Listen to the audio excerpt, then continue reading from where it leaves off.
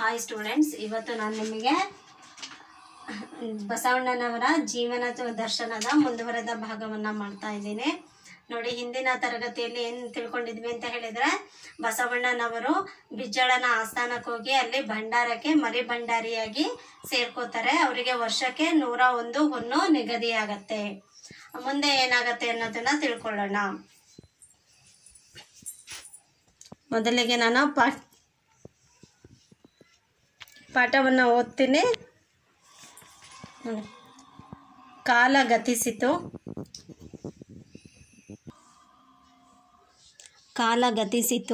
ಸಿದ್ಧದಂಡನಾಯಕನು ಕಾಯಿಲೆ ಬಿದ್ದು ಕೈಲಾಸವಾಸಿಯಾದನು. ಬಸವಣ್ಣನವರು ಸಿದ್ಧದಂಡನಾಯಕನ ಅಂತ್ಯ ಸಂಸ್ಕಾರವನ್ನು ನೆರವೇರಿಸಿ ನಿರ್ವೇಗದಿಂದ ಬಂದು ಬಿಜ್ಜಳನನ್ನು ಕಂಡು, ಸಿದ್ಧದಂಡಾಧಿಪನು ಗಂಡು ಮಕ್ಕಳಿಲ್ಲದೆ ಕಾಲಾಧೀನನಾದ, ನನಗೀಗ ಏನೂ ತೋಚದಾಗಿದೆ, ಬುದ್ಧಿಗೊಡಬೇಕು ಎಂದು ಕೇಳಿಕೊಂಡನು. ಆಗ ಬಿಜ್ಜಳನು, ಆತನ ಆಳು ಕುದುರೆ ಸಮಸ್ತ ವಿತ್ತವೂ ನಿನ್ನದೇ, ನಿನ್ನ ಬರುವಿಕೆಯಿಂದ ನನ್ನ ಭಂಡಾರವೂ ಹೆಚ್ಚಿತು, ಇನ್ನು ಮೇಲೆ ನನ್ನ ದೇಶಕ್ಕೂ ಕೋಶಕ್ಕೂ ನೀನೇ ಅಧಿಕಾರಿ ಎಂದು ಬಸವಣ್ಣನವರಿಗೆ ಒಂದು ಪಟ್ಟಾವಳಿಯನ್ನು ಉಡುಗೊರೆಯಾಗಿ ಕೊಟ್ಟು ಇನ್ನೊಂದನ್ನು ಬಾಳೆಂದು ಹರಸಿಕೊಟ್ಟನು. ಅವರನ್ನು ಕಟಕ ಮಕುಟಗಳಿಂದ ಸಿಂಗರಿಸಿ ಪಟ್ಟದಾನೆಯ ಮೇಲೆ ಕುಳ್ಳಿರಿಸಿ ಶ್ವೇತ ಛತ್ರವನ್ನು ಹಿಡಿಸಿ ಪುರದ ಕೇರಿಗಳೊಳಗೆ ಮೆರೆಸಿದನು. ಅಂದಿನಿಂದ ಬಸವಣ್ಣನವರು ಬಸವದಂಡನಾಥ ಭಂಡಾರಿ ಬಸವ ಎನಿಸಿದರು. ಬಸವಣ್ಣನವರ ವಚನಗಳಲ್ಲಿನ ಭಾವ ತೀವ್ರತೆ, ಏಕಾಗ್ರತೆ ಮತ್ತು ಆತ್ಮೀಯತೆ ಪ್ರಶಂಸನೀಯವೂ ಆದುದರಿಂದ ಪ್ರಸಿದ್ಧವೂ ಆಗಿದೆ. ಈ ಅನರ್ಘ್ಯ ಗುಣಗಳ ಶತಾಂಶವು ಸಿದ್ದರಾಮ, ಅಕ್ಕ ಮಹಾದೇವಿ ಮುಂತಾದ ಕೆಲವರ ವಚನಗಳಲ್ಲಿ ಇರುವುದರಿಂದಲೇ ಅವು ಉತ್ತಮ ಭಾವಗೀತೆಗಳೆನಿಸಿಕೊಂಡಿವೆ. ಅಂಬಿಗರ ಚೌಡಯ್ಯನ ವಚನಗಳಲ್ಲಿ ವಿಡಂಬನೆ ಇರಬಹುದು. ನಗೆಯ ಮಾರಿತಂದೆಯ ವಚನಗಳಲ್ಲಿ ಹೊಗೆಯಾಡುವ ನಗೆ ಇರಬಹುದು. ಪ್ರಭುದೇವರ ವಚನಗಳಲ್ಲಿ ದರ್ಶನ ವಿಶುದ್ಧಿ ಇರಬಹುದು. ಚೆನ್ನ ಬಸವಣ್ಣನವರ ವಚನಗಳಲ್ಲಿ ವಿಚಾರಧಾರೆ ಇರಬಹುದು. ಅಕ್ಕನ ವಚನಗಳಲ್ಲಿ ಮಧುರ ಭಾವವಿರಬಹುದು. ಮಿಕ್ಕ ವಚನಕಾರರಲ್ಲಿ ಅವರವರ ಅನುಭವವಾನುಗುಣ ಭಾವಾಭಿವ್ಯಕ್ತಿ ಇರಬಹುದು. ಆದರೆ ಬಸವಣ್ಣನವರೊಬ್ಬರ ವಚನಗಳಲ್ಲೇ ಈ ಎಲ್ಲವೂ ಇದ್ದು, ಮೇಲೆ ಭಕ್ತಿ ರಸಕ್ಕೆ ಪೋಷಕವಾಗಿ ಶಕ್ತಿದಾಯಕವಾಗಿ ಮಿಕ್ಕೆಲ್ಲ ರಸಗಳ ಲೀಲೆಯೂ ನಡೆದಿರುವುದು.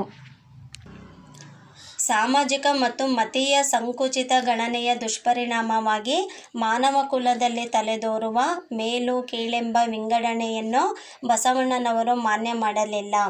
ಪ್ರಾಂತ ಪ್ರದೇಶವಾಗಲಿ, ವಿದ್ಯೆ ಪದವಿಯಾಗಲಿ, ಧನ ಧಾನ್ಯವಾಗಲಿ, ಕೊನೆಗೆ ಪ್ರಕೃತಿ ಸಿದ್ಧವಾದ ಹೆಣ್ಣು ಗಂಡೆಂಬ ಭೇದವಾಗಲಿ ಮಾನವರನ್ನು ವಿಭಜಿಸಿ ಛಿನ್ನ ಭಿನ್ನಗೊಳಿಸಿ ಪ್ರತ್ಯೇಕಿಸುವುದನ್ನು ಅವರು ಸಹಿಸಲಿಲ್ಲ.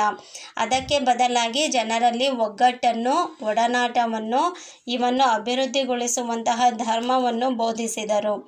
ಈ ಕಾರಣದಿಂದಲೇ ಬಸವಣ್ಣನವರು ಬೋಧಿಸಿದ ಧರ್ಮದ ಜೀವಾಳ ದಾನ, ದಯೆ, ನಿರಾಡಂಬರ, ವಿನಯ, ಭಕ್ತಿ, ದುಡಿಮೆ, ನಿಷ್ಕಾಮ ಕರ್ಮ ಮತ್ತು ಸರಳ ಜೀವನ. ಒಟ್ಟಿನಲ್ಲಿ ಮನುಕುಲವೆಲ್ಲ ಒಂದೆಂಬ ಭಾವದಿಂದ ಪರಸ್ಪರ ಹಿತ ಅಭಿವೃದ್ಧಿಗಾಗಿ ಬಾಳಬೇಕೆಂಬುದೇ ಅವರ ದರ್ಶನ ಸಾರ. ನೋಡಿರೋ, ಬಿಜ್ಜಳನ ಆಸ್ಥಾನದಲ್ಲಿ ಮರಿ ಭಂಡಾರಿಯನ್ನಾಗಿ ನೇಮಿಸಿದ್ರು. ಅದಾಗಿ ಕಾಲ ಗತಿಸಿದಂದ್ರೆ ಸ್ವಲ್ಪ ವರ್ಷ ಕಳೆಯುತ್ತೆ. ಅದಾದ್ಮೇಲೆ ಸಿದ್ಧದಂಡ ನಾಯಕನು ಕಾಯಿಲೆ ಬಿದ್ದು ವಾಸಿಯಾದನು, ಅಂದ್ರೆ ತೀರ್ಕೊಂತಾರೆ. ಆಗ ಬಸವಣ್ಣನವರು ಆ ಸಿದ್ಧದಂಡ ನಾಯಕನ ಅಂತ್ಯ ಸಂಸ್ಕಾರವನ್ನ ನೆರವೇರಿಸ್ಬಿಟ್ಟು ನಿರ್ವೇಗದಿಂದ, ಅಂದ್ರೆ ತುಂಬಾ ಬೇಗ ಬಂದು ಬಿಜ್ಜಳನನ್ನ ಕಂಡು, ಸಿದ್ಧದಂಡಾಧಿಪನು ಗಂಡು ಮಕ್ಕಳಿಲ್ಲದೆ ಕಾಲಾಧೀನನಾದ, ಅಂದ್ರೆ ಗಂಡು ಮಕ್ಕಳಿಲ್ಲದೆ ಅವರು ತೀರ್ಕೊಂಡಿದ್ದಾರೆ, ನನಗೀಗ ಏನೂ ತೋಚ್ತಾ ಇಲ್ಲ, ನೀವೇ ಬುದ್ಧಿ ಕೊಡಬೇಕು ಅಂತ ಹೇಳಿ ಕೇಳ್ಕೊತಾನೆ. ಆಗ ಬಿಜ್ಜಳ ಏನ್ ಮಾಡ್ತಾರೆ, ಆತನ ಆಳು ಕುದುರೆ ಸಮಸ್ತ ವಿತ್ತವು ನಿನ್ನದೇ. ಅವನ ಕುದುರೆ ಏನಿತ್ತು, ಅವನು ಓಡಿಸ್ತಕ್ಕಂತಹ ಕುದುರೆ, ಅದೆಲ್ಲವೂ ಕೂಡ ನಿಂದೇನೆ. ನಿನ್ನ ಬರುವಿಕೆಯಿಂದ ನನ್ನ ಭಂಡಾರ ಹೆಚ್ಚಿತು, ಇನ್ಮೇಲೆ ನನ್ನ ದೇಶಕ್ಕೂ ನನ್ನ ಕೋಶಕ್ಕೂ ನೀನೇ ಅಧಿಕಾರಿ. ಏನ ಸಂಪತ್ತು ಇವೆಲ್ಲ ಇದೆ ಅಲ್ವಾ, ಇದಕ್ಕೆಲ್ಲದಕ್ಕೂ ನೀನು ಅಧಿಕಾರಿ, ನನ್ನ ದೇಶಕ್ಕೂ ನೀನೇ ಅಧಿಕಾರಿ ಅಂತ ಹೇಳಿ ಬಸವಣ್ಣನವರಿಗೆ ಒಂದು ಪಟ್ಟಾವಳಿಯನ್ನ ಉಡುಗೊರೆಯಾಗಿ ಕೊಟ್ಟು, ಪಟ್ಟಾವಳಿ ಅಂದ್ರೆ ಒಂದು ರಾಜ್ಯವನ್ನ ಅಂದ್ರೆ ಒಂದು ರಾಜ್ಯದ ಸಂಸ್ಥಾನದ ರಾಜ ಅಧಿಕಾರಿ ಅಂತ ಹೇಳಿ ಮಾಡ್ತಾರಲ್ಲ, ಆ ರೀತಿ ಒಂದು ಪಟ್ಟಾವಳಿಯನ್ನು ಉಡುಗೊರೆಯಾಗಿ ಕೊಟ್ಬಿಟ್ಟು ಇನ್ನೊಂದನ್ನು ಬಾಳೆಂದು ಹರಸಿಕೊಟ್ಟನು. ಅವರನ್ನು ಕಟಕ ಮಕುಟಗಳಿಂದ ಸಿಂಗರಿಸಿ, ಅವ್ರೇನ್ ರಾಜರಿಗೆ ಹೆಂಗೆ ಅಲಂಕಾರ ಮಾಡ್ತಾರಲ್ಲ, ಕಿರೀಟ ಆ ಥರದ್ದೆಲ್ಲ ಹಾಕಿ, ಆ ರೀತಿ ಒಡವೆ ಎಲ್ಲ ಹಾಕಿ ಆ ರೀತಿ ಅವರನ್ನ ಸಿಂಗರಿಸ್ಬಿಟ್ಟು ಪಟ್ಟದ ಆನೆ ಮೇಲೆ ಕೂರಿಸಿ ಶ್ವೇತ ಛತ್ರವನ್ನು ಹಿಡಿಸಿ, ಒಂದ್ ರೀತಿ ಛತ್ರ ಹಿಡಿತಾರಲ್ಲ ಬಿಳಿ ಬಣ್ಣದ್ದು, ಆ ರೀತಿ ಹಿಡಿಸಿ ಪುರ ಅಂದ್ರೆ ಆ ಊರು, ಆ ಪುರದ ಕೇರಿಗಳೊಳಗೆ ಮೆರೆಸಿದನು. ಅಂದಿನಿಂದ ಬಸವಣ್ಣನವರು ಬಸವ ದಂಡನಾಥ ಭಂಡಾರಿ ಬಸವ ಅಂತ ಹೇಳಿ ಕರೆಸ್ಕೊಂಡ್ರು. ನೋಡ್ರಿ, ಬಸವಣ್ಣನವರ ವಚನಗಳ ಬಗ್ಗೆ ಮುಂದಿನ ಪ್ಯಾರಾದಲ್ಲಿ ಇದೆ. ಬಸವಣ್ಣನವರ ವಚನಗಳಲ್ಲಿ ಇರ್ತಕ್ಕಂತಹ ಭಾವ ತೀವ್ರತೆ, ಅವರ ಏಕಾಗ್ರತೆ ಮತ್ತು ಆತ್ಮೀಯತೆ ಇವು ಪ್ರಶಂಸನೀಯವೂ ಆಗಿದ್ದಾವೆ, ಹಾಗಾಗಿ ಪ್ರಸಿದ್ಧವೂ ಕೂಡ ಆಗಿದ್ದಾವೆ. ಈ ಅನರ್ಘ್ಯ ಗುಣಗಳ ಶತಾಂಶ ಅಂದ್ರೆ ಇವರಲ್ಲಿರ್ತಕ್ಕಂಥ ಇವ್ರ ವಚನಗಳಲ್ಲಿ ಇರ್ತಕ್ಕಂಥ ಈ ಎಲ್ಲಾ ಗುಣಗಳು ಸಿದ್ದರಾಮ ಮತ್ತೆ ಅಕ್ಕ ಮಹಾದೇವಿ ಮುಂತಾದವರ ಕೆಲವರು ವಚನಗಳಲ್ಲಿ ಇರೋದ್ರಿಂದಲೇ ಅವು ಉತ್ತಮ ಭಾವಗೀತೆಗಳೆನಿಸ್ಕೊಂಡಿದ್ದಾವೆ. ನೋಡಿ, ಯಾರ್ಯಾರ ವಚನಗಳಲ್ಲಿ ಏನೇನಿದೆ ಅನ್ನೋದು ಕೊಟ್ಟಿದ್ದಾರೆ. ಅಂಬಿಗರ ಚೌಡಯ್ಯನ ವಚನಗಳಲ್ಲಿ ವಿಡಂಬನೆ ಇರಬಹುದು, ನಗೆಯ ಮಾರಿತಂದೆಯ ವಚನಗಳಲ್ಲಿ ಹೊಗೆಯಾಡುವ ನಗೆ ಇರಬಹುದು, ಪ್ರಭುದೇವರ ವಚನಗಳಲ್ಲಿ ದರ್ಶನ ವಿಶುದ್ಧಿ ಇರಬಹುದು, ಚೆನ್ನ ಬಸವಣ್ಣನವರ ವಚನಗಳಲ್ಲಿ ವಿಚಾರಧಾರೆ ಇರಬಹುದು, ಅಕ್ಕನ ವಚನಗಳಲ್ಲಿ ಮಧುರ ಭಾವವಿರಬಹುದು, ಮಿಕ್ಕ ವಚನಕಾರರಲ್ಲಿ ಅವರವರ ಅನುಭವಾನುಗುಣ ಭಾವಾಭಿವ್ಯಕ್ತಿ ಇರಬಹುದು. ಅಂದ್ರೆ ಒಬ್ರೊಬ್ರು ವಚನಗಳಲ್ಲಿ ಒಂದೊಂದಿರುತ್ತೆ. ಕೆಲವರು ವಿಡಂಬನೆ ಮಾಡಿದ್ರೆ ಇನ್ನು ಕೆಲವರು ನಗೋ ಅಂತದನ್ನ ಹೇಳ್ಬಹುದು. ಈ ರೀತಿ ಒಬ್ರೊಬ್ರು ವಚನಗಳಲ್ಲಿ ಒಂದೊಂದ್ ರೀತಿ ವಿಚಾರಧಾರೆ ಇರುತ್ತೆ.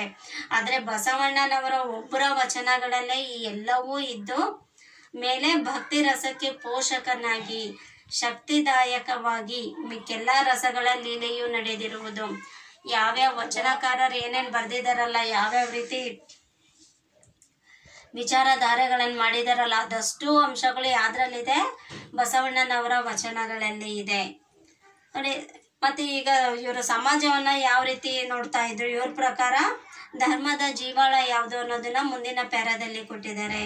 ಇವರು ಸಮಾಜದಲ್ಲಿ ಇರ್ತಕ್ಕಂತಹ ಮೇಲು ಕೀಳು ಎಂಬ ವಿಡಂಬನೆಯನ್ನ ಬಸವಣ್ಣನವರು ಮಾನ್ಯ ಮಾಡ್ಲಿಲ್ಲ. ಇವ್ರ ಪ್ರಕಾರ ಇರೋರೆಲ್ಲರೂ ಸಮಾನರು, ಇವ್ರ ಮೇಲು ಇವ್ರ ಕೀಳು ಆ ಥರದ್ದನ್ನೆಲ್ಲ ಅವರು ಮಾನ್ಯ ಮಾಡ್ತಿರ್ಲಿಲ್ಲ. ಮತ್ತೆ ಪ್ರಾಂತ ಪ್ರದೇಶವಾಗ್ಲಿ, ವಿದ್ಯೆ ಪದವಿಯಾಗ್ಲಿ, ಧನ ಧಾನ್ಯವಾಗ್ಲಿ, ಕೊನೆಗೆ ಪ್ರಕೃತಿ ಸಿದ್ಧವಾದಂತಹ ಹೆಣ್ಣು ಗಂಡು ಎಂಬ ಭೇದವಾಗ್ಲಿ ಮಾನವರನ್ನು ವಿಭಜಿಸಿ ಚಿನ್ನ ಭಿನ್ನಗೊಳಿಸಿ ಪ್ರತ್ಯೇಕಿಸೋದನ್ನ ಅವರು ಸಹಿಸ್ತಾ ಇರ್ಲಿಲ್ಲ. ಅವ್ರ ಪ್ರಕಾರ ಏನು, ಇರೋರೆಲ್ಲರೂ ಮಾನವರು ಅಷ್ಟೇನೆ. ಅಲ್ಲಿ ಗಂಡು ಹೆಣ್ಣು ಅನ್ನೋ ತಾರತಮ್ಯ ಆಗ್ಲಿ, ಮೇಲು ಕೀಳು ಆಗ್ಲಿ, ಇವ್ರು ಓದಿದಾನೆ ಇವನು ಓದಿಲ್ಲ ಅನ್ನೋದಾಗ್ಲಿ, ಇವನ್ ಬಡವ ಇವನ್ ಶ್ರೀಮಂತ, ಈ ತರ ಮೇಲು ಕೀಳು ಭಾವನೆಗಳಿಗೆ ಅವರು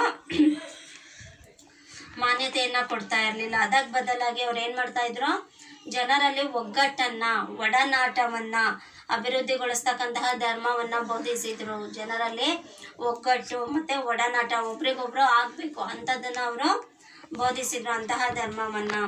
ಹಾಗಾಗಿ ಬಸವಣ್ಣನವರು ಬೋಧಿಸಿದ ಧರ್ಮದ ಜೀವಾಳ ಏನಾಗಿತ್ತಪ್ಪ ಅಂದ್ರೆ ದಾನ, ದಯೆ, ನಿರಾಡಂಬರ, ವಿನಯ, ಭಕ್ತಿ, ದುಡಿಮೆ, ನಿಷ್ಕಾಮ ಕರ್ಮ ಮತ್ತು ಸರಳ ಜೀವನ, ಇವೆಲ್ಲವೂ ಅವರು ಬೋಧಿಸಿದಂತಹ ಧರ್ಮದ ಜೀವಾಳ ಆಗಿದ್ವು. ಒಟ್ಟಿನಲ್ಲಿ ಈ ಮನುಕುಲ ಎಲ್ಲ ಒಂದೇ ಎಂಬ ಭಾವದಿಂದ ಪರಸ್ಪರ ಹಿತ ಮತ್ತೆ ಅಭಿವೃದ್ಧಿಗಾಗಿ ಬಾಳ್ಬೇಕು ಅನ್ನೋದೇ ಅವರ ದರ್ಶನ ಸಾರ. ಅಂದ್ರೆ ಇರೋರೆಲ್ಲರೂ ಕೂಡ ಪರಸ್ಪರ ಒಬ್ರಿಗೊಬ್ರು ಹಿತವನ್ನ ಬಯಸ್ಬೇಕು, ಒಬ್ರಿಗೊಬ್ರು ಅಭಿವೃದ್ಧಿಯನ್ನ ಬಯಸ್ಬೇಕು ಅನ್ನೋದೇ ಅವರ ದರ್ಶನದ ಸಾರ. ನಾವೆಲ್ಲರೂ ಒಂದೇ ಅಂತ ಹೇಳಿ ಒಬ್ರಿಗೊಬ್ರು ಪರಸ್ಪರ ಹಿತ ಅಭಿವೃದ್ಧಿಗಾಗಿ ಬಾಳ್ಬೇಕು ಅನ್ನೋದು ಅವರ ಧರ್ಮದ ಸಾರ, ಅವರ ದರ್ಶನ ಸಾರ. ಇದಿಷ್ಟು ಬಸವಣ್ಣನವರ ಜೀವನ ದರ್ಶನಕ್ಕೆ ಸಂಬಂಧಿಸಿದ ವಿಚಾರಗಳು.